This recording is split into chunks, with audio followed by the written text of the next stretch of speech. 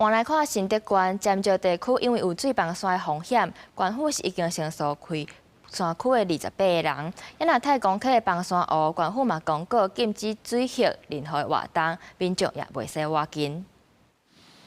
山区大雨第2日，新德县尖石乡已经连续落3天的雨，县府针对土石流警戒区的民众进行疏开，拢总安置28个人。拜三早起，风雨有较细，目前疏散的民众已经返去家己厝内，县府也继续监控山区状况。另外，去年狂雷风台所造成的太公溪崩山湖，惊第2落大雨会有危险。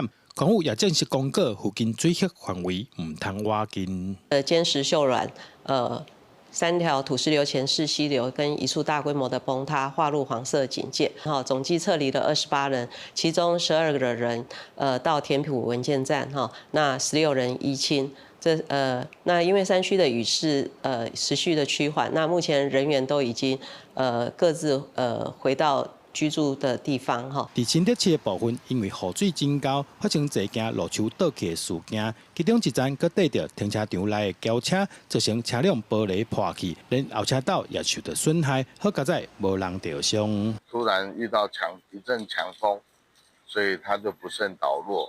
倒落的时候刚好压到私人停车场的2台汽车。行道树如果发生倒塌，造成车辆毁损，能否申请国赔？会依据实际原因和管理责任来判定。那新德渔港受到风台外围环流影响，会当看到海边的海影真大，一面目甲船只停伫岸边，用绳啊绑安安。因为北部的大雨会搁落几天，乡亲有要出门一定要注意安全。